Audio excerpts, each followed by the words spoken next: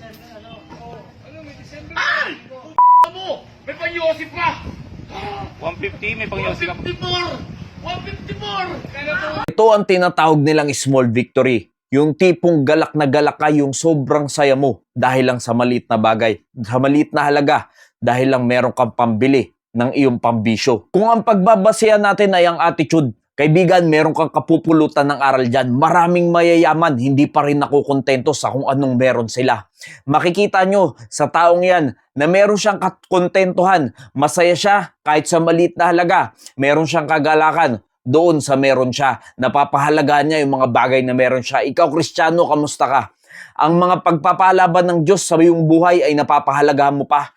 Kahit na maliit na bagay, minsan hindi na natin nakikita ang mga blessing ng Panginoon dahil ang mas tinitignan natin ay yung mga malalaking bagay na. Mas inaasam na natin yung mas mga bigger things na gusto natin makamit na galing sa Diyos. At hindi na natin nakikita yung mga maliliit na bagay na biyaya pa rin ng Diyos sa atin sa araw-araw. Alam mo, kung magme-meditate ka lang, makikita mo, kaibigan, kapatid, napakarami ng biyaya ng Panginoon sa iyong buhay.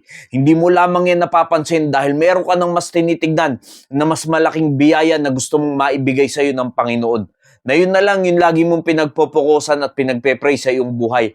Hindi mo na nakikita na sa dami-daming biyaya ng Panginoon sa iyo ay akala mo ay hindi ka pinagpapala ng Panginoon sa iyong buhay. Masarap maging kontento, masarap maging masaya sa kahit na maliit na bagay dahil yan pa rin ay biyaya ng Diyos sa iyo sa araw-araw. Kaya't mahalaga na matuto tayong makontento sa kahit na anong bagay na meron tayo na pinagkakaloob ng Diyos sa atin sa araw-araw. Yan lang, buhay ka pa sa araw na ito ay biyaya yan ng Panginoon. Meron kang nakakain, kasama mo ang pamilya mo, nayayakap mo pa ang anak mo, biyaya pa rin yan ng Panginoon. Minsan, hindi na natin nakikita ang mga bagay na yan. Ngunit kung gagamitin mo lamang ang iyong pagkakontento sa iyong mga bisyo ay ibang usapan na yan, kaibigan.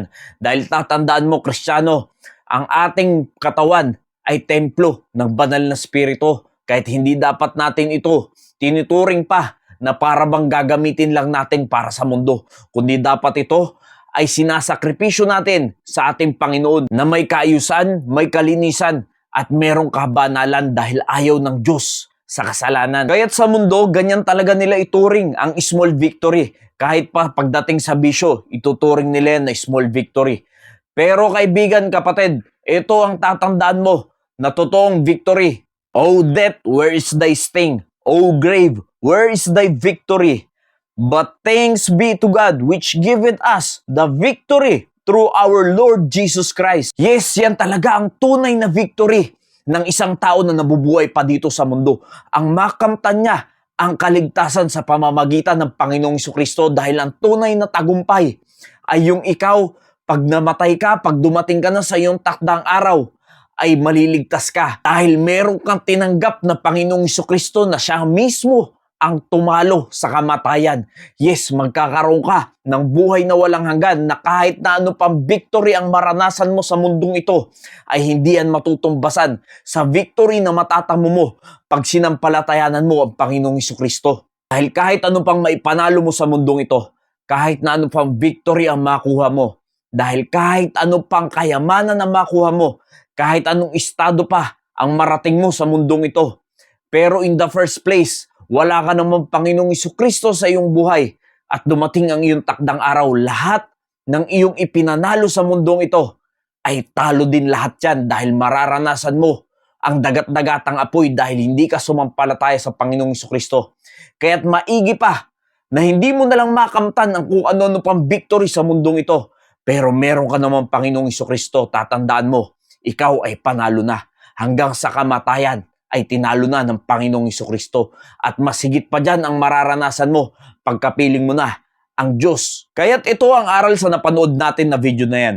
Tama na magkaroon tayo ng kakontentuhan sa isang bagay. Tama na maging masaya at maging appreciative tayo sa kung ano ang biyaya ng Diyos sa atin. Pero hindi natin dapat gagamitin sa maling paraan, maling bagay at sa mga bisyo natin. Pero tatandaan mo rin, kaibigan, kapatid, sayang din naman na meron kang kakontentuhan sa buhay na ito pero hindi mo pa nakikilala ang Panginoong Jesucristo. Maigi nang meron kang kakontentuhan sa iyong buhay, sapat ang biyaya ng Panginoon sa iyo at meron kang Panginoong Hesukristo na iyong sinasampalatayanan. At yan ang tunay na victory. At hindi lang yan basta small victory, kundi yan ay great victory. Nawa naging pagpapala po ang mensaheng ito. Maraming salamat po and God bless you all.